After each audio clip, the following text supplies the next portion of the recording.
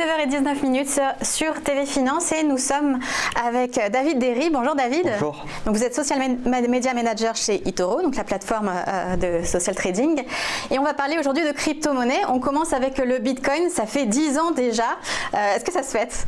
Bah oui, 10 ans déjà, donc ça fait 10 ans jour pour jour que Satoshi Nakamoto a publié le white paper. Donc le white paper, ça a été le livre blanc du Bitcoin où il expliquait l'idée et le projet, donc une monnaie décentralisée électrique qui marchait de pair à pair.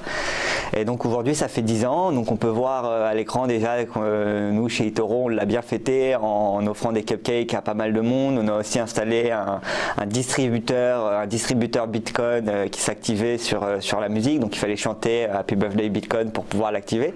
Ça a eu quand même un très bon c'est une très bonne conséquence au niveau marketing, la machine, notamment à Canary Wharf, c'est une très bonne visibilité pour nous.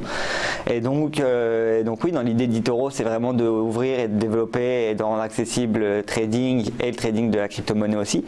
Et donc on a célébré l'anniversaire du Bitcoin, mais pas seulement, parce qu'on a aussi beaucoup de choses à annoncer cette semaine, notamment avec l'ajout du Binance Coin sur la plateforme, qui est Binance Coin, qu'est-ce que c'est? C'est justement un concurrent du Bitcoin? Alors le Binance Coin, c'est un concurrent du Bitcoin, on peut dire ça comme ça, c'est une autre crypto-monnaie. Maintenant, c'est pas vraiment un concurrent du Bitcoin, parce que Bitcoin c'est une crypto-monnaie décentralisée, Binance c'est un peu différent, c'est un exchange de crypto-monnaie. À la base, c'est le plus grand exchange en crypto-monnaie.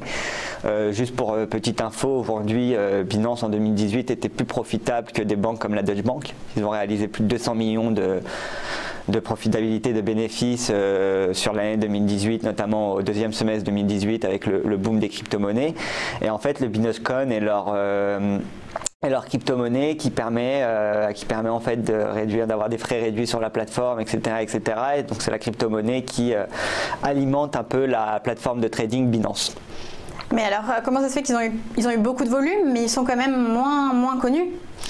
Alors ils ont eu beaucoup de volume, ils sont moins connus. Alors après ils ont eu, c'est pas en termes de chiffre d'affaires, c'est en termes de profitabilité. Donc c'est important quand même à noter. Les grandes banques font toujours plus de chiffre d'affaires. Et aujourd'hui, Binance c'est peut-être pas connu pour des gens qui sont pas dans la crypto-monnaie. Maintenant quelqu'un qui est dans l'univers de la crypto-monnaie en général connaît Binance parce que c'est le plus grand exchange décentralisé qui existe, en tout cas à l'heure actuelle.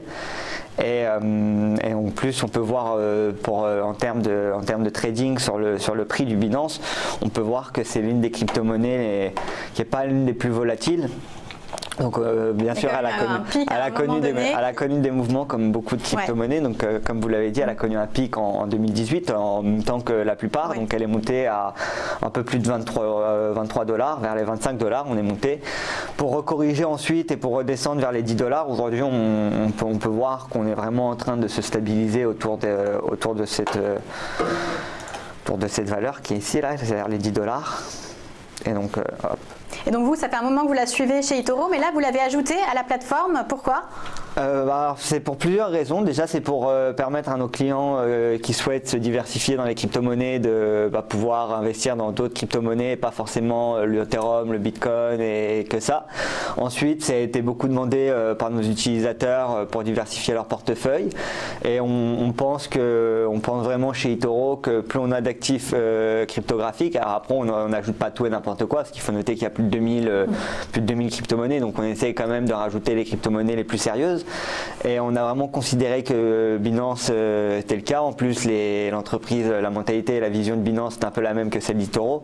Donc au final, on se rejoint sur pas mal d'idées, sur pas mal de choses. Et donc on a vraiment voulu proposer à nos clients d'autres produits. Donc vous voyez Binance qui est arrivé, il y en a d'autres encore qui vont arriver au fur et à mesure. On avait pu voir auparavant le Cardano, on avait pu voir le Iota, etc., etc.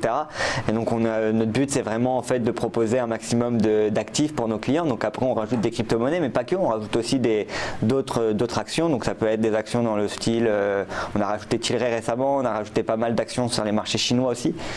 Et voilà, la logique d'eToro c'est vraiment d'essayer de rendre le trading accessible à tous et d'une manière simple et vraiment permettre aux gens de trader ce qu'ils veulent sur une plateforme de trading social et sur le côté social. Comment vous les accompagnez justement sur une nouvelle crypto-monnaie? Est-ce que vous leur expliquez Quel est l'accompagnement? C'est une bonne question. Alors, faut savoir qu'à chaque fois qu'on lance une crypto-monnaie, et sur la plupart des produits eToro, vous pourrez retrouver des informations. Dire d'où ça vient. Alors que ce soit sur le site internet ou sur d'où ça vient, qui devrait l'inclure dans leur portefeuille, comment le prix a été volatile. Donc par exemple sur Binance, on peut retrouver des informations comme la capitalisation boursière qui est supérieure à 1 milliard, le nombre de tokens en circulation qui est supérieur à 200 millions, ou qui est environ 200 millions.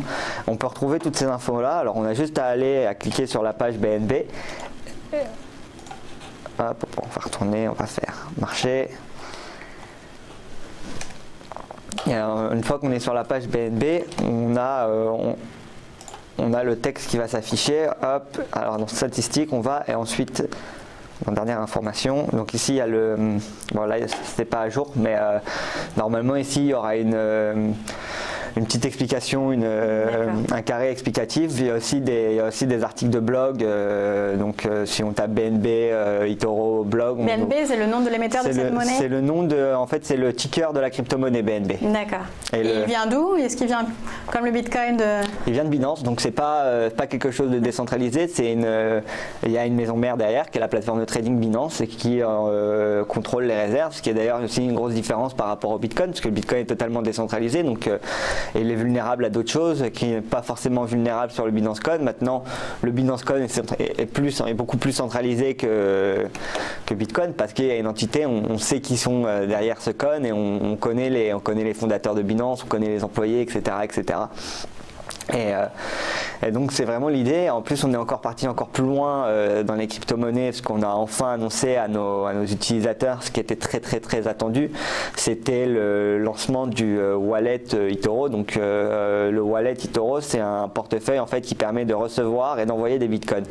Donc ce qui est important à noter, c'est que puis maintenant sur eToro, par exemple, si on tradait du bitcoin ou on tradait de l'Ethereum, on ne pouvait pas l'envoyer sur une autre adresse du réseau, et donc on avait vraiment en fait les bitcoins et les Ethereum qui étaient détenus sur la plateforme eToro, et le cold storage était fait par eToro.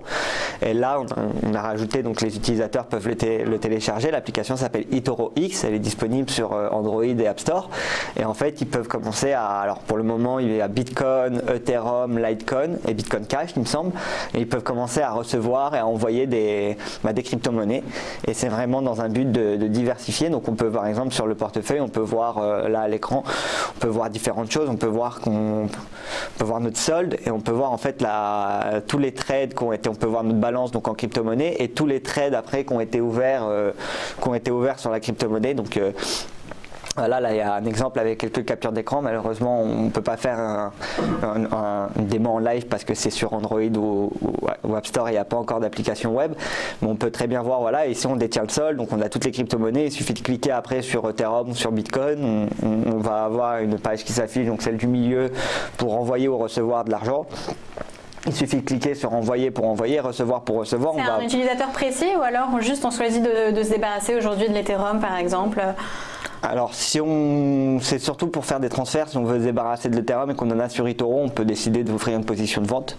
Et si aujourd'hui c'est vraiment pour faire des transferts, si par exemple vous voulez envoyer ou vous voulez payer en Bitcoin quelque chose, il va falloir envoyer du Bitcoin à une autre adresse du réseau. Donc ça marche un peu comme un email. Imaginez que moi j'ai mon adresse mail, que vous avez la vôtre, et donc si vous voulez m'envoyer un message, vous allez m'envoyer un mail en appuyant sur le bouton envoyer. C'est un peu pareil, sauf qu'au lieu que ce soit des adresses mail, c'est des adresses de réseau. Donc c'est des adresses composées de chiffres, et en fait derrière on a juste à copier-coller l'adresse. Donc si par exemple ici on clique sur recevoir, il va y avoir un QR code avec l'adresse du portefeuille qui va s'afficher. Il suffit de donner cette adresse là à la personne rentre le montant qu'il souhaite envoyer, donc par exemple disons un Bitcoin, un Ethereum, et il n'a plus qu'à cliquer sur envoyer, et après ça prend une dizaine de minutes, le temps que les confirmations se fassent par les mineurs sur le réseau, etc. mais c'est quand même assez rapide. Et après chez eToro on propose aussi du trading. Donc là pour le trading, rien n'a changé, il suffit d'aller sur son portefeuille. Si par exemple on passe en virtuel, on peut faire tout de suite par exemple on passe en virtuel et qu'on décide d'investir sur Binance, il suffit de cliquer sur investir, et puis là on choisit le montant qu'on souhaite. Si par exemple on souhaite investir 1000 $, hop, on clique sur l'heure d'ouverture, et là la position s'est ouverte directement. Voilà, elle est ici, avec les spreads d'eToro qui ont été pris au passage. C'est notre manière de nous rémunérer sur tous les actifs.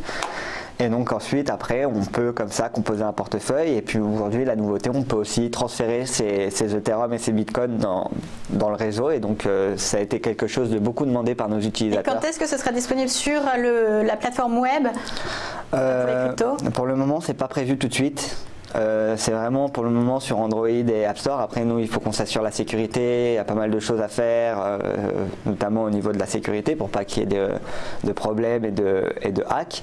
Donc, pour le moment, c'est déjà disponible sur iPhone et Android. Et sur la plateforme web, je pense qu'il faut quand même attendre au minimum, faudra attendre au minimum 6 mois, 1 an avant que ce soit disponible sur la plateforme web si c'est prévu.